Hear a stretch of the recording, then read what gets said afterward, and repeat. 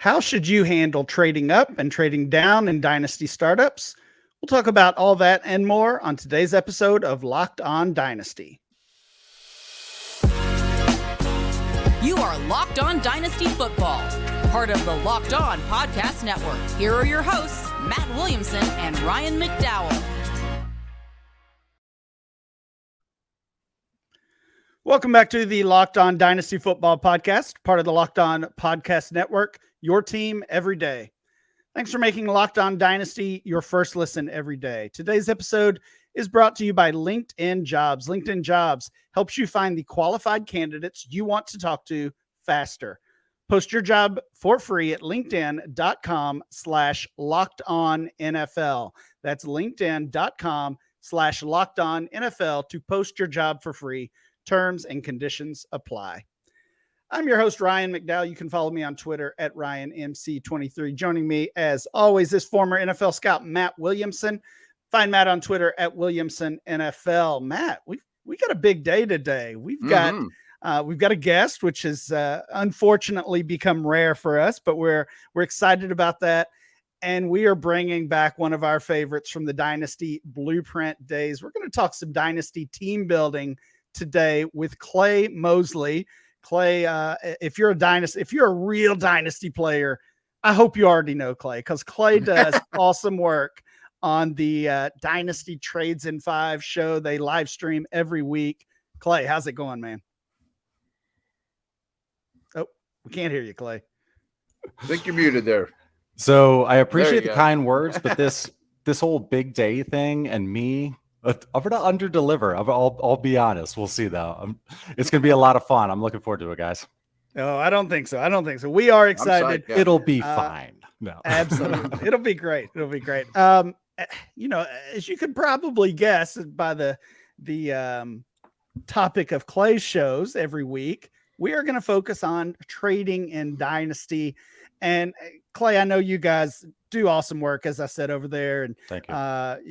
You do the weekly show with Scott Connor and Shane Manila, a couple of my coworkers at DLF. And I love their perspectives and really all of your perspectives on making trades in Dynasty. And I mean, I know I'm very guilty of getting stuck on players, right? Sure. Matt always gives me a hard time about Juju Smith-Schuster, and you know, I was the anything for Amari guy back years ago. Ooh. So I've certainly been guilty of getting stuck on those players that I like, that I believe in, targeting them in every league, no matter what. That is really honestly the opposite of what you guys do over there. Right, and I think that's a good thing. You are certainly process over players. And sometimes you have to listen to your show for several minutes before you'll even hear an actual player's name, Exactly. which I think is a good perspective and a unique perspective as well. So for those of you who, or for those listeners who are not familiar with your show, with your work, just kind of give us the basics of the Trades in 5 strategy and thoughts when it comes to trades. Yeah, well, you said it. Our slogan's process over players. So we do our best to be as player agnostic as possible. Now, Scott is that on turbo, and Yes. Shane is as well, right? So the way I got involved with them is I was actually a patron of both of theirs. So they kind of taught me, and we have very similar, thought process as it is. So the whole goal is you look at these players who are in the same tier or very close, and the difference in points per game per week is pretty negligible. So if you can move off of that player, people say it's tiering down, move off of that player, tier down, get a little value on top. We like to call that a process trade and also a leverage trade, because you're getting that extra piece that you can then play with.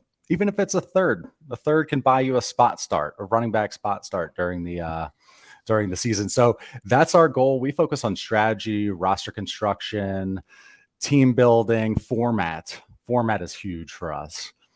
It's a lot of fun. It was supposed to be a 5-minute trade show, Dynasty Trades in 5, but people, I picked my co-host wisely, and it took off. So it's awesome.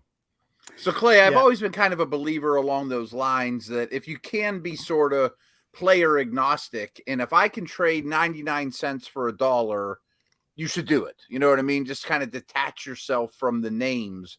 And if you do it 10 times, then you have a dime. You know what I mean? Like, is that sort of what you guys are talking about? Like, give me a little sugar on every deal. So first off, everything that we discuss, our stock format is a 12-team super flex PPR start 10 with a small tight end premium. So that's kind of our baseline. But everything we look at, it's all based on format. So if it's a super shallow, like 1 QB, start 8, half PPR, you just want to hammer running backs. Dynasty is easy that way. You play it like redraft. But we play in some leagues where it's 12 team start 11 PPR, 1.75 tight end premium. There's a 0.15 point per carry, first down. We play in a lot of different leagues, which is fun because when you play in those deeper formats, the Michael Gallups, the Tyler Boyds, they're relevant. They're very relevant. Yeah, that makes sense. So it just makes it more fun to where you're not just trying to get like the hammers is what we call it in a shallow format.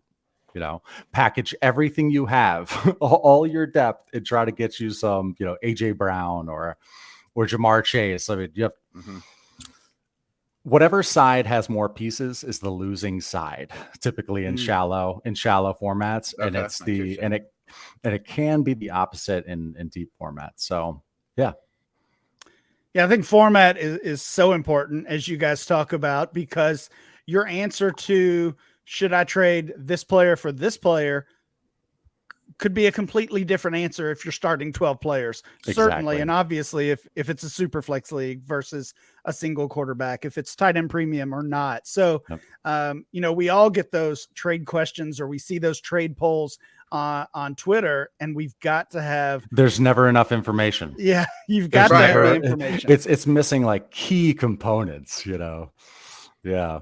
So you guys really filter through that on your show. For sure. What we require and what our, excuse me, on our live streams, we're big live streamers. We require the number of teams, whether it's super flex or 1 QB, half PPR, full PPR. Is there a tight end premium? Is there a point per carry? And how many total starters?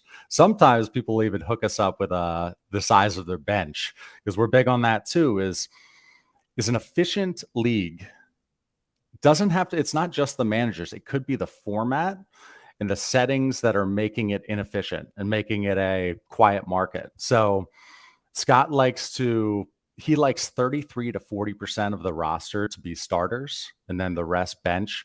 He sees that as like an efficient market, which encourages trading. Waivers are relevant. He looks into that stuff so much, and it's the truth. It's not a league problem. It might be a settings problem. Okay. Smart. Yeah, he's very smart. Yes. He's a machine, that guy. Jeez. When we talk about those things, trades, league settings, I think it's kind of become normal to, note if it's a super flex league, some of those basic scoring settings. I do think a lot of people include. What I've really seen you all do that really not many have talked about previously is how many starters you have. That matters. It is so important. I know Scott focuses on that. It's the most important, that and number of teams and Superflex. Sorry for cutting you off, Ryan. Yeah. No, you're good. It's just, I don't know if it was the thing that for so many years that most leagues kind of had that, they were locked in on 9 starters or 10 starters, but you see, especially if you're deep in that, Dynasty Twitter, where you're joining some of those crazy leagues that people come up with, myself included. You're seeing some leagues where you start 8 and some leagues where you're starting 13, 12, 13, 15, right? So you got DJ Dallas starting for you and a start 13 one day. You're just praying for like a touch. 6 teams on bye. It's bonkers. Yeah. Yeah. So again, the answers on those trade questions vary greatly with that information. So really, I think it's really great that you're focusing on that as you're having these trade discussions, having these talks with your listeners. Really good stuff there. Yeah. And if I could just kind of shout out, this is like a perfect example of it. So what day is it, guys? It's Saturday, right? So on Thursday, I was with Rich from the Dynasty Nerds. He hopped on our channel. It was just me and him. It was a great conversation, but he plays in shallow formats. And I guess he even didn't think about number of starters. By the end of the conversation, he was very much looking at that too. But we determined that he tends to play in shallower leagues. He likes a start 9 with a 12 team, sometimes 14 team. And it makes sense with his style because he's a take my first kind of guy. He wants to contend right off the bat and just smash. So it makes sense in a start 9 that's his style. So we talked about how we like to do 12 team start 11. And he was like, oh, that must be interesting. How you need this, those extra, like 1 or 2 flex spots. So it was great back and forth perspective. It was good feedback anyway from the crowd. Very cool. Yeah, for sure. Good stuff. I do want to talk to you about making trades and startup drafts. We kind of teased that at the start of the show. We are talking about that. Do you trade up? Do you trade down? Is it a combination of both? We're going to talk about that right after this. So, folks, true story. We just got back from the beach a little over a week ago, and my bird dog order came in like 3 days before we left. So I'm packing. I didn't even take him out of the wrapper, just threw him right in luggage, drove down to Hilton Head, had a great time with the family. So day 2, I'm down there, and I'm like, I'm going to try these out. I mean, we've been talking about them on the air. They look great. And my daughter, who's our fashion consultant here at the Williamson house, is 14, is like, Dad, you should wear those all the time. You look terrible in your other shorts. And so we had a washing machine in our place. I washed them every other day. I wore them every other day. And now I am totally hooked. Bird dogs are stretch khaki shorts that are designed to fit slimmer through the thigh and leg, giving you a truly sculpted look.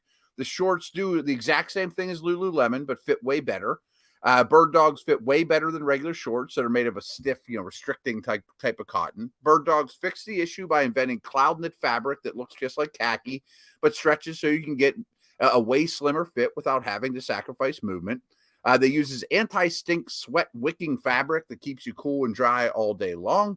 So here's what you do. Go to birddogs.com/LockedOnNFL or enter the promo code LockedOnNFL, all one word, for a free Yeti-style tumbler with your order. By the way, my wife stole that. She loves it.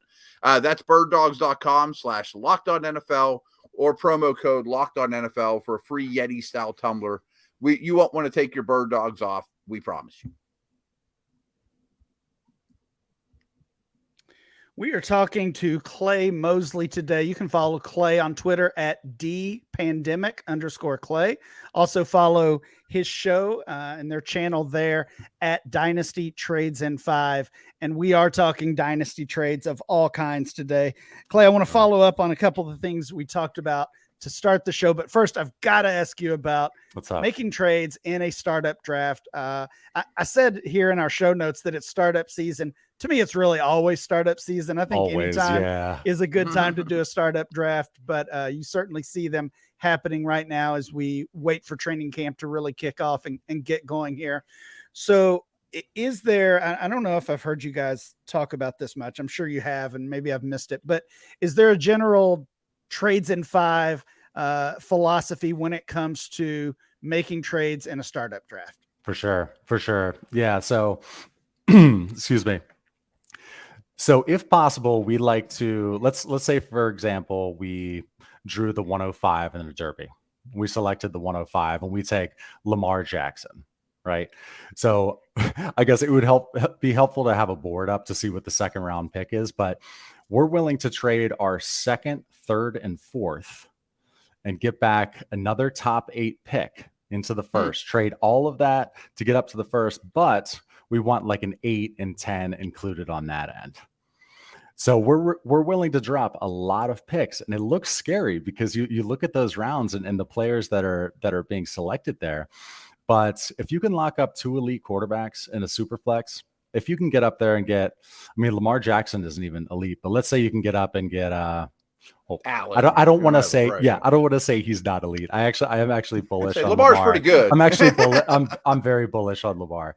Yeah. He's one of those egg on the face guys. Lamar and Deshaun Watson for me. But yeah, let's say you get up and grab Trevor Lawrence. It seems like you're giving up a scary amount, but you're really not, because you look at your team and you've got a couple elite QBs. It's so nice to not have to use your 24 first the next year to then have to address QB. Hopefully you're not the 101 or 102. Otherwise, that means you stink, but at least you get a good quarterback. But yes, we try to do that. With that being said, actually, let me mention this first too. We have 2 golden rules. So the first rule is we don't like to trade our 24 first.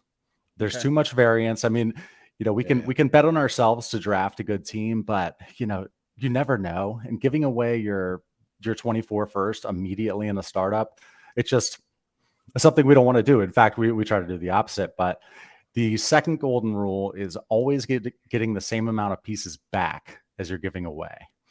So if you're That giving up a couple, 10th, exactly, even if it's a 16th that's being thrown back to you, get that extra piece. So those are the 2 golden rules. But we're actually, so I mentioned the 2 elite QB thing, and let me mention this too. So that's what we have to do in like some pretty sharp leagues, like give up that kind of haul. It's actually like nobody's letting us do it, to be honest with you. But so don't start with the 2nd, 3rd, and 4th, giving that up and getting back the 8th and the 10th. You could probably be less aggressive than that. Start with that. But anyway, 2 and a 3 might do it. Who knows? Exactly. Yeah. So, but yeah. At the same time, and Shane was funny in a show, he was like, it's official. I'm ending it. No longer do you have to go up and get 2 elite QBs. Scott and I came up with that years ago. We made some great teams. Now everybody's caught up. Not doing it anymore. The reason being is he's now comfortable, and we're kind of, as a team, working that way because it makes sense. He's now comfortable taking a crack on, CJ Stroud and Anthony Richardson, not giving up a bunch of picks to move up. So it's loosening. Everybody's caught on to the 2 elite QB thing. It's not possible anymore, or it's really hard now. So adapt, because the QBs are getting deep enough to where you can get comfortable. You can get Dak at 203 in startups and 12-team super flexes. He'll make it down there. So yeah.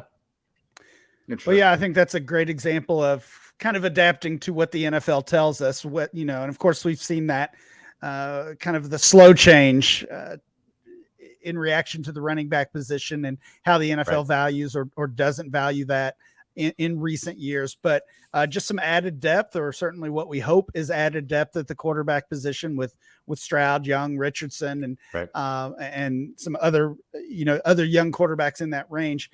It does impact our strategy. So you can't have that blanket strategy from year to year. I think it's important, and I've done this with Productive Struggle. It's important to make those small changes throughout throughout the life of your dynasty leagues. I'll mention this too. Were you going to stick with startup trading? Because I was going to add one more thing. Yeah, go right ahead. Yeah. So we also, so the 2 elite QB strategy, let's say you can pull it off in your league. It's not a bunch of sharps. So once it gets to the 5th round, again, we give up our 2, 3, 4. Once it gets to the 5th round, we're willing to double down. You could get bored in this regard. There's a long wait. Yeah. Go all the way back to, the 8th, 9th, 10th and get a 24 first on top. Because it gets so flat in that 5, 6 rounds. It seems like there's a bunch of studs on there, but they're not, Scott says, warp difference makers, right? So wins over replacement, they're not going to give you that huge difference week to week. So we're willing to trade back again and like to cluster picks in that 8, 9, 10 range, or 7, 8, 9, but do your best to cluster right there, because then you have a bunch of leverage again. Like you can sell a couple of them for a 24 first. You just have more leverage, obviously. Well, from rookie drafts, if you've got a big chunk of the first, you control the market. So your logic there is let's get out of this dull area, get some future flat real tiers. assets. You look for flat tiers. Yeah. And hopefully you're not one of the teams in the quarterback market for rookie drafts too. You're getting Gibbs or Bijan or whoever. You know, spending your money there makes sense. Yeah. Clay, you've referenced tiers a couple times, and I think when drafting, especially a startup draft, it's one of the most important things that you've got to understand. It's obviously involved. You know, it has an impact in who you're picking. It has an impact in those trades that we've talked about. And you referenced it earlier with even kind of the general philosophy is you want to move down in a tier and pick up something else. So when you're talking about that, are you referencing strictly ADP? Are you talking about, you know, rankings you trust? Are you making your own rankings? How, you know, what's your kind of your resource on that, I guess? It's more so league and market economy. You know, what community consensus is, you know, who's perceived to have higher value when at the end of the day, their difference in points per game is like 1.5, something like that. You know, tearing down to that player isn't going to cost you a ship. It was actually funny the other night with Rich. We were having a discussion around DK Metcalf, and he plays in some leagues where he could sell him for 2 firsts. I was like, there's no way I could like struggle to get a good first, you know, single one. But anyway, I mentioned to him, yeah, you know, I'll tear down from DK to like, or he was like, yeah, what if DK finishes as like wide receiver 16? I was like, yeah, exactly. I'll tear down to wide receiver 24 and get a second on top. And he looks at it, he was like, oh, that's DJ Moore. And he's a huge DJ Moore guy. And he was like, I would do that trade. So no, so that's what we look for. If there's anything, any extra value, any extra leverage you can pick up, again, getting that extra piece to be able to play with. So I love it. All right. Good stuff. Tiers. So important. So whether you're making your own rankings, you're relying on a site's ADP, whatever it is, know those tiers because that is so valuable. I've got a couple more questions I want to pick your brain on, Clay. We're going to do that next. Yeah. First, I will tell you guys a little bit about LinkedIn. I am so jealous of what LinkedIn offers, especially back in my days when I was with the Browns, Akron, Pitt. I would have killed for something like this to get your name out there to all the NFL teams, all the college teams. It's really an amazing service. But these days, every new potential hire can feel like a high-stakes wager for your small business. You want to be 100% certain you have access to the best qualified candidates available. That's why you check out LinkedIn Jobs. LinkedIn Jobs finds the right people for your team faster and for free. There's simple tools like screening questions make it easy to focus on candidates with just the right skills and experience so you can quickly prioritize how you interview and hire. It's super easy. It's why small businesses rate LinkedIn Jobs #1 in delivering quality hires and leading competitors. So here's what you do. LinkedIn Jobs helps you find the qualified candidates you want to talk to faster. Post your job for free at linkedin.com/LockedOnNFL. That's linkedin.com/LockedOnNFL to post your job for free. Terms and conditions do apply. Thanks for making Locked On Dynasty your first listen every day. Every dayers, tomorrow on the show, we will be back talking brand new July DLF Dynasty ADP. We'll look at the first 2 rounds, look for some players who may be overvalued and even undervalued in that top 24. So check back with us tomorrow for that new ADP. Clay, let's finish up this conversation. I do have a couple follow-ups. I feel like, this is kind of the age-old situation that dynasty players find themselves in, especially ones that want to play like you guys suggest on your show, process over players. They want to take the value if there's value to be had, but they find themselves with a contending dynasty team. Yep. Maybe they get offered a first-round pick for Alvin Kamara, for Dalvin Cook, for Joe Mixon. Yep. And what we know about those players right now, that looks like a trade you have to make, right? But now you're hurting your team in the short term. Maybe you're turning yourself from the favorite to, back in the pack a little bit. Right. What would you say in that situation to a dynasty manager who wants to take the value, but also wants to compete for the title this year? Yeah. So for me, I need to shed some leagues for sure, but I have so many to where if I see it's like a rock solid contender, I do my best to not touch that. But okay. Scott, as you can imagine, is an animal, and he looks at his contending teams first in terms of what he can sell, his strongest teams, and he'll bet on himself to be able to do a process trade, tear down a little bit, get a little bit of value, and still pull it off. So he actually aggressively looks to sell when he's a contender. So that just shows the 4D, 5D that's going on in his head, just the confidence, because he's got numbers to back it all up. But I do not have that kind of conviction. I really don't, or conviction in analytics. I tend to get a little gut feely on players too, is what I find. So try to be player agnostic, but like CJ Stroud, for whatever reason, I think he's going to be a bust, even though I love the indoor landing spot. I'm bullish on Bryce Young. So that's something I have to watch myself, but luckily listening to Shane and Scott and editing their videos like 7, 8, 9 versions. So I listen to them a ton. I'm able to rotate it. I mean, only having played Dynasty, I think this is my 5th or 6th year, maybe 5th. The only reason I could be hosting this show is because of them. Otherwise, that'd be amateur hour. You kind of mentioned scaling back leagues. I mean, there's times I feel like I'm too thin. I mean, is that a problem for you? Like, I forget about it. In this league, I forget which guys I have. I keep a spreadsheet of every one, so I always have them handy. And I do like a depth chart, and I check them out. But I wish I spent more time on each team. Do you have those issues? Oh, 100%. And okay, I don't want to sound like a diva, but I play in like 5 or 6 or 7 leagues where it's like $15 or $20. Okay. And I play in a couple high stakes ones. Of course, I find myself being weaseled into one by Scott or Ray G, but yeah, so I want to be able to focus on the higher buy-ins. I like at least 50. Yeah. So lower buy-ins. So I want to kind of shed those, but absolutely. I mean, it can be frustrating, even though I use tools to try to keep me on track and whatnot. It's tough. And that's why I need to shed some leagues, because I need to focus on my existing ones and more startups, baby. Come on. I got at least 2. So I got 2 or 3 more in me. Come on. There you go. The season starts. Kind of talking out of both sides of your mouth, but I love it. Yeah. Hey, freeing up space. It's hard to turn those new leagues down for sure. Oh, it is. So Clay, the focus of our talk today has been process over players, being player agnostic. And again, that's certainly the focus of really every episode of Trades in 5. But you also admitted that you kind of have those personal biases coming through. So let's break the rules. Scott and Shane are not here. We can get away with it for now. Give us a couple players that you would either be buying or selling as training camp nears.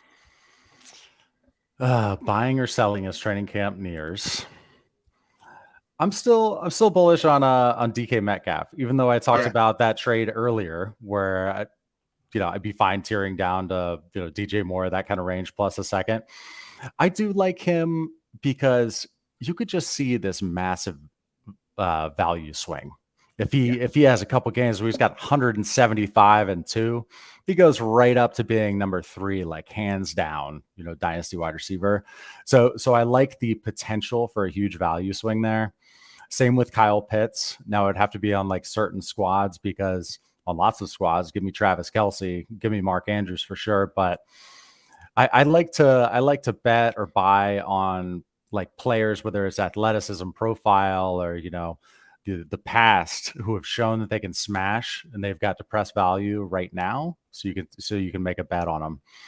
So DK Metcalf, I'm still in on Kyle Pitts. I'm willing to pay a lot for Amon-Ra St. Brown right now. There are some players you overpay for. Yeah. Quarterbacks, like I said, Deshaun Watson, Lamar Jackson. There's all this stink on them for no reason. Well, I guess Lamar injury, and then we won't talk about Deshaun, but yeah, there's some reasons, but yeah. Sure. Yeah. So did that answer your question? Is that enough there? I tend to like the volatile. Absolutely. I like the volatile values. Yeah. I can't quit Kyle Pitts either. That was a name we just kind of mentioned quickly, but we were so spoiled. Spoiled in year 1. And look at that profile. I mean, I'll bet on an athlete like that all day and that draft capital. 100%. Well, and even with the players you mentioned, I think this was a great kind of mix between what you guys do on your show and that question where I put you on the spot. No, because even though you gave us some names, you're still focused on players. You want to buy them because you think they can bounce back. It's you value. think they can regain value. It's buy now to sell later. So really, really good stuff today, Clay. Again, it's Clay Moseley, @pandemic_Clay on Twitter, at Dynasty Trades in 5 on Twitter as well. And if you have not watched that show, go look it up. It is on YouTube. Is that the name of the channel as well, Clay? Yeah, YouTube? it's at Dynasty Trades in 5, and on Twitter it's at Trades in 5. But I'm sure you could you could wiggle yourself into our Twitter account if you did Dynasty Trades in 5. And check us out. Yeah, I actually met you, Ryan, on TikTok. We're on TikTok and Instagram at Dynasty Trades in 5 as well. Post a lot of reels and TikToks. Trying to do 2 per day, so. Lots of action over there. Yeah. I like making videos too. So it's fun. Very cool. Yeah. But thanks for having me, guys. I'm a fan of both of you guys. No doubt about it. This is cool that Trades in 5 has given us the leverage to be able to get on shows like this. Absolutely. Reaching out to Ryan. Ryan's like, yeah, let's do it. It's like awesome. Yeah. We were happy to have you. That's good stuff. There's some great information. Yeah. For sure. Definitely appreciate it, Clay. Make sure you're following him and following the show. That will do it for today's show, though. Please make sure you download and subscribe or follow for free on YouTube or wherever you get your podcast. Remember to follow the show at Locked On Dynasty. Follow Matt at Williamson NFL. And I'm Ryan MC23. We'll be back next time with more Locked On Dynasty.